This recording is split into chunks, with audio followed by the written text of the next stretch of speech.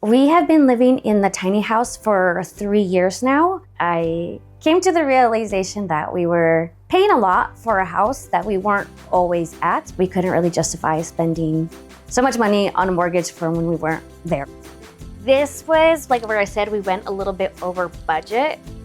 This is the stand-up loft. As you can see, I have plenty of space. When my husband comes in here, he does have to duck just a teeny tiny bit, but it works. When you are working up here, there is a little cutout right here. Legs are down there, so I don't have to be cramped up with my legs up. Will you join me? Will you roll? Make this house our tiny home.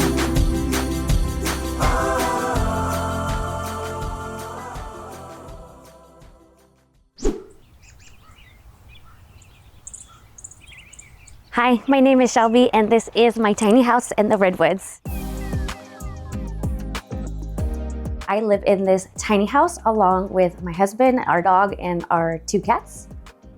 When the pandemic hit, I went down the rabbit hole of YouTube and tiny houses on YouTube, and I came to the realization that we were paying a lot for a house that we weren't always at because I was either at work full-time or my husband was doing school full-time. We couldn't really justify spending so much money on a mortgage for when we weren't there. We have been living in the tiny house for 3 years now. We did not build the house. We are definitely not contractors. And so when I found Shay's design, I was in love with it. That was the design that I wanted to go with. At the time, she had blueprints that you could buy and give them to your builder. And so during that time, we were trying to find the right builder. And we actually came across Tiny Topanga, who actually collaborates with Shay's Tiny Homes in New Zealand, and they are able to design all of our homes here in North America.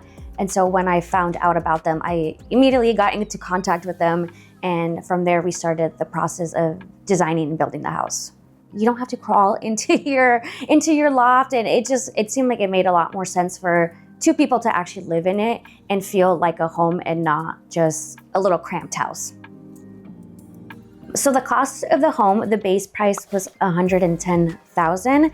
We did go a little over budget on the washer and dryer, so that way that it fit perfectly in here.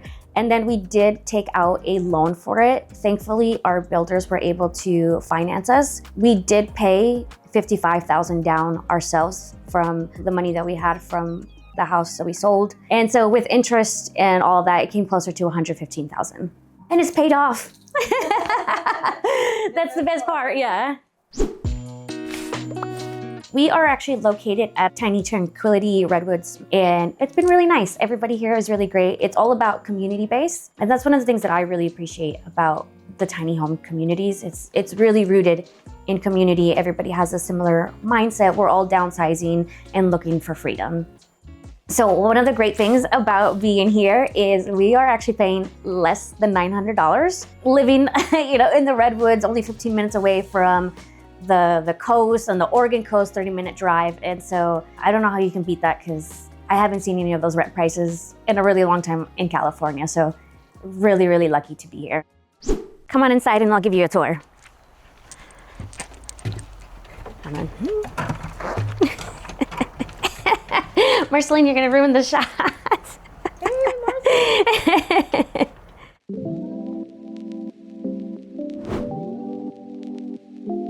So let's come into the kitchen because this is, the heart of the home. We spend a lot of time in here and didn't really think, as an adult, how much time I was gonna spend in the kitchen and thinking about meals. We really wanted this design to make sense for us. Everything in here was obviously custom built for us. I am a petite woman, and it is nice to be able to come in here and just grab my stuff instead of having to either get on the counter or get a stool.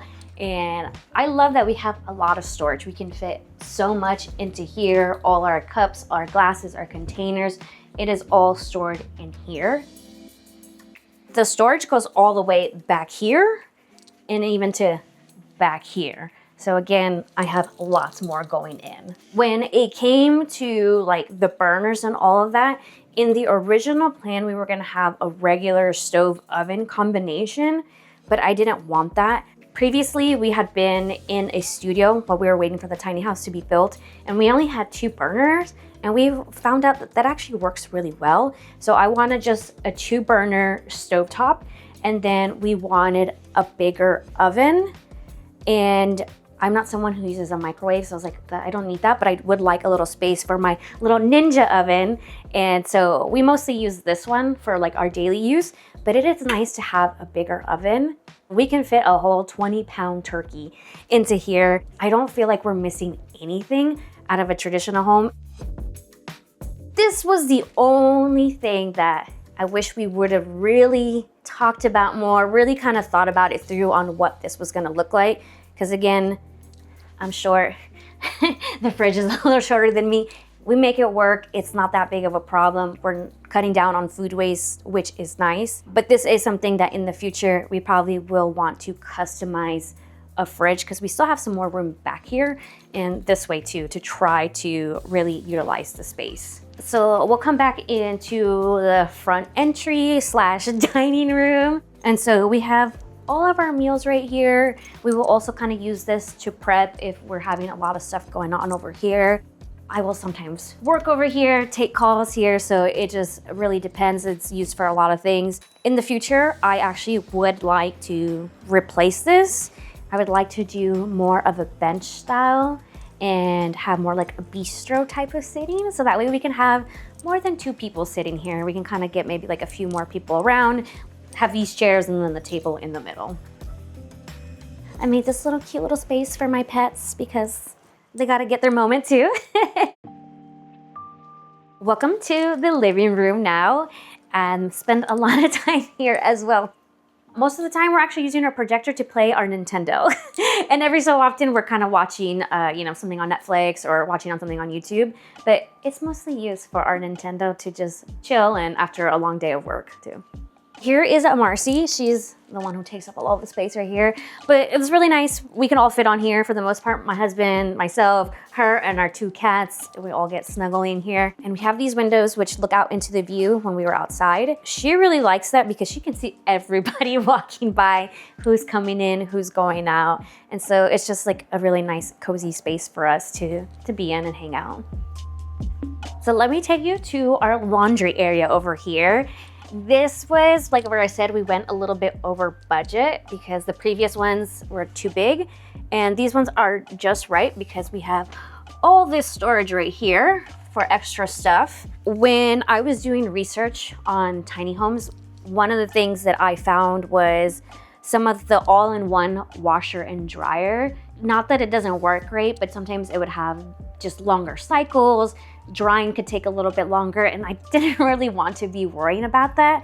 So a stackable washer and dryer was really nice. We got the front loading ones, and honestly, never had any issues, really like it. And it's nice to just be able to do your laundry here. We do have laundry on site, but you do have to pay for them. Obviously, other people are using them, so it's nice to just be able to pop in a load right here and then get it done. Now we're in the bathroom, so you will see that there is a tub in here. That was the thing that I wanted and requested when it came to designing the house, because I think it was just gonna be a regular stand-up shower. And so this is one of my favorite features in the house. And then we also do have a regular flushing toilet. It's really nice and slender, so I think it fits really well in here. And then we do have more storage back here in this little cubby, so I kind of use this as a medicine cabinet. So we can head up into the loft, but as you can see, as we go up the stairs, we do have storage. So I do use this as shoe storage. And then back here, we actually got quite a bit of decent space. So I put our yoga mats back here. And then I actually have some extra blankets and stuff that we're not using all back there. So let's get into the loft now. So this is the loft. When it came to designing the loft, this was intended to be my office space since I work from home. The space didn't work out as I intended. I am someone who struggles with, it's called piriformis syndrome. So it just means I have a weak glute, and so I can't sit down in the chair for too long. And so right now it's just kind of holding all of the office things and being used as an office sometimes, but it's mostly for the cats to be in, as you can tell. And then this is where we had to put the litter box because it didn't work down there, unfortunately. So it's also not fun to work up here while they're using the litter box, but that is just the reality of having cats. And so this is just more of their space. And then you can see right here that there's this other desk. And what I do is actually, I use this desk downstairs as my office. So I mostly stand up to do my work. And so that way I'm not aggravating my glute, making it worse, making it sore. I do have to take this down. And then on Fridays, I bring it back up. It could be a little annoying. It's really not that bad though. When you are working up here, I don't know if you can tell, but there is a little cutout right here so that when I am working, I can just put the chair right here. This one is doesn't have any legs. And then just sit right here. Legs are down there so I don't have to be cramped up with my legs up. So what I do for work, I've actually been self-employed for the last 5 or 6 years now. I work in social media. I mostly do what's called community management, virtual assistant. So I am managing people's social media accounts with the tiny house at work. So whenever we want to move, I don't have to worry about finding a different job. We do got this hallway. It feels like a whole nother level to the house. So now we'll head into the bedroom loft. As you can see right here, this actually houses our projector, our Nintendo, all the electrical outlets right there too. I don't think this is silly wasted space. It serves a purpose. And then it just, leads into the bedroom. All right, so this is the stand-up loft. As you can see, I have plenty of space. When my husband comes in here, he does have to duck just a teeny tiny bit, but it works. This is obviously the big thing that I wanted. I did not want to be crawling into a space. I didn't want to be hitting my head just in case. I already do that in the loft at times. I didn't want to be doing that up here. And the awesome thing, I can bring the laundry from down there, bring it up here, fold it, put it away, and it just works out really nicely. This is able to fit a queen size mattress. That's what we got on here. I think we could probably even do a little bit bigger, but the queen size works out really well. And obviously we all enjoy it here. We have these 2 large windows. When you come up here and you want to take a nap in the middle of the day, it's just really nice to have all the trees, especially on a rainy day. One of the things that I really appreciate about this house too is more storage. So we have enough here. We have drawer storage. I don't have like a dedicated linen or towel closet, so this works out really well to have this stuff here. And then we have our own his and hers closet, which I love. So that way we're not having to share a closet or one of us is having to, get rid of a bunch of clothes in order for one to make space, especially as a woman, right? We like to have a little bit more clothes. So I really like being able to have my own space, and everything in here too in my closet is all of my clothes. I don't have to like seasonally change them out. Everything literally fits in here, and the same for my husband. Our shoes are down here and stuff too. So because we have the loft bed right here, we don't have like dedicated spaces for a nightstand. So what we did was this little, bookshelf, if you will. So I was able to get little baskets for little things that we need. We're able to put our phones, have chargers, put our glasses down at when we're going to bed. So it's nice to have this little storage up here too. Welcome to the outside of my tiny house. My house is 30 feet long by 8.5 feet wide. The spot that we have here, we are able to kind of customize it and make it our own within certain parameters, of course. So we were able to add this little deck right here. And we actually just got this last year. Before that, we unfortunately had like these little small stairs that it didn't really help, but it was one way to get in and out without jumping down from the house or jumping into the house. And because we had leftover wood, we were able to make this planter box. And then we were able to have our storage shed that is 7 by 7 over here.